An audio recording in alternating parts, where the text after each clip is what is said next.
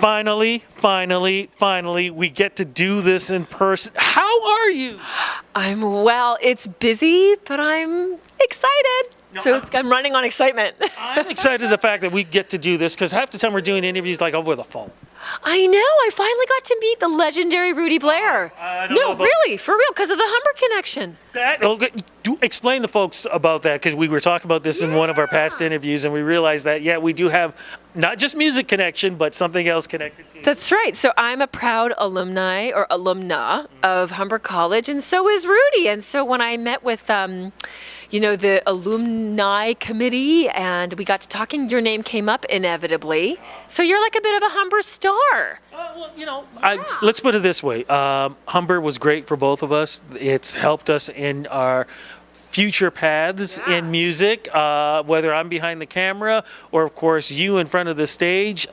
And you know what? What you've been able to do is amazing because you've been able to do it on your own rules. That's true.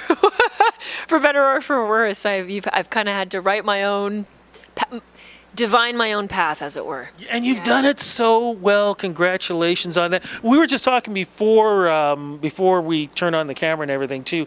You sort of got in the city a little while ago. You had another show you did before? Yeah, so we were touring.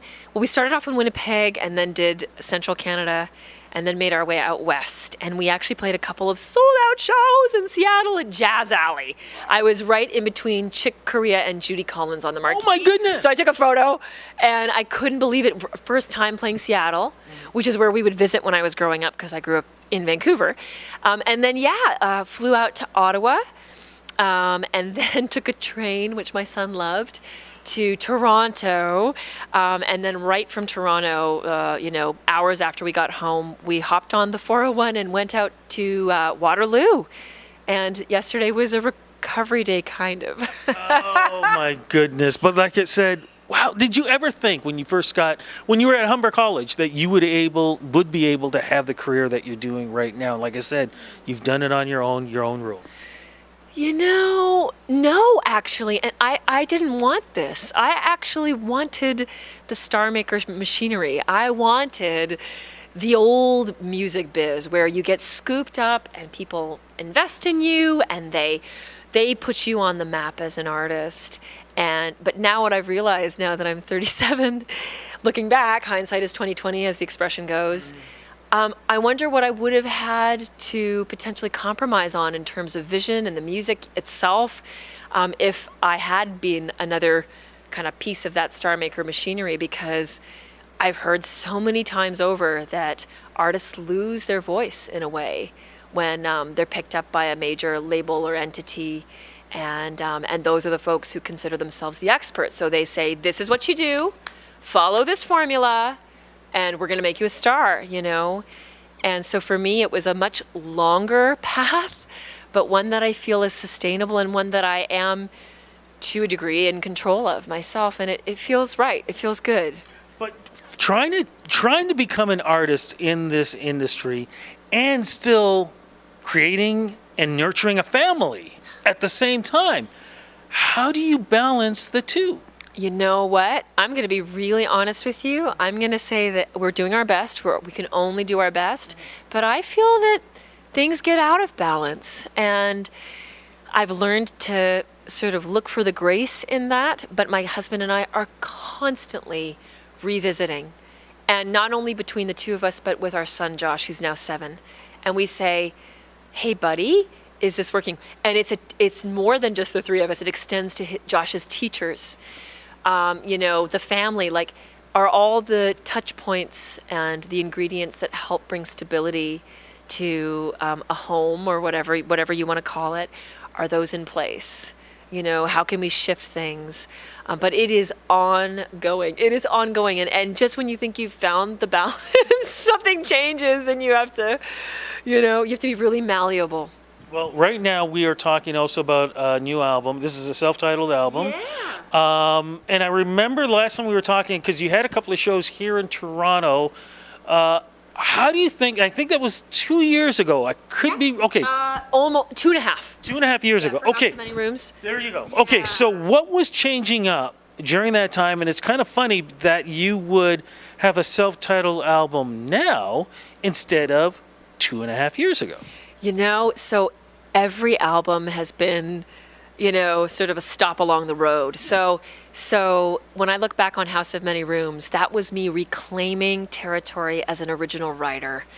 I released an album with CBC in 2007. And it really did kind of put me out there as a cover artist, because it was me arranging songs from the Great Canadian Songbook. And so the albums that ensued were kind of still on that thread with the occasional original song thrown in. And then when I was building towards the release of House of Many Rooms and writing material, it just was a whole other animal. I'd been touring with Paula Cole, Suzanne Vega, Sting. And so I was hearing music that didn't necessarily fit neatly into the jazz realm. And I was now married to this wonderful drummer and co-producer who comes from jazz as well, but also really lives in other genreal areas. And we actually met playing in Paula Cole's band. So the music that came out for that project was kind of more indie pop rock with some jazz influence. And me reasserting myself as a writer. So then, fast forward to the current album, looking back, the one thing I felt was kind of missing from House of Many Rooms, especially as we toured the repertoire, not just one thing, two things. The elements of improvisation, which is key to jazz and a really important part of live performance for me, and also the ability to take those songs and kind of crack them open in live performance and explore more expansive territory. They were, a couple of them we could do that with, but most of them were, the goal was to try to get as close to the sound of the album as we could in live performance. Whereas with the new album and with jazz, you lay something down, you release it, and very often, like from the first show, it's already morphing and changing into something else, which is the spirit of the genre. And it's really the spirit of who I am as a musician. So it was fun to get back to that. This almost sounds like you recorded a jam session. It wasn't a jam session, but some of the songs were super new. We tracked 21 songs and called the 12 that we felt worked together the best. And yeah, the band, they were kind of flying by the seats of their pants. And that's what I mean by jam session. That's exactly what I mean by Totally. I mean, the ink was drying as I was bringing charts to the studio. There were a few songs, the Request-O-Matic cover songs that ended up on the album that the guys knew already because we'd been performing them live. But the original stuff was brand new. Wow. So that explains why you're calling it's a self-titled album. That's right. It really encompasses all the facets of who I am as a musician. So there's the arranging, the cover songs, a lot of original material. It's kind of urban, contemporary pop jazz. It feels really authentic. But here's the question, though. Because you recorded the way you did, do we actually hear that exact same recording when you're doing this live? Because it almost sounds like now that, well, we recorded it this way, you're going to hear the song, but now we're just going to do it the way it feels at this moment. That's exactly right. So it'll be similar to the album. Of course, we have like a blueprint that we're working off of, but like I would say the foundation is the same, but then you're going in and you're renovating. And you might paint a room and you might, change the furniture around. And that's the spontaneous thrill of it all for us as a band, and I think also for the audience. I think it's something that makes jazz special and separates it from other genres, is that there is this sense of the moment being critical, like what is happening on stage, what's the energy we're getting from the audience, what's the temperature of the room, how does the piano feel in the sound, what are the acoustics like, and that all influence how we will interpret a song that day or in that performance. What about vocally? Because I remember when I talked to that last album, I was like, man, I've never heard your voice so damn good. Oh. How's the voice going directionally with this album?